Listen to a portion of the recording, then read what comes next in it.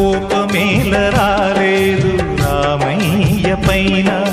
కొండ కోన పాలైన సీతమ్మ మదిలోన కోపమేల రాలేదు రామయ్య పైన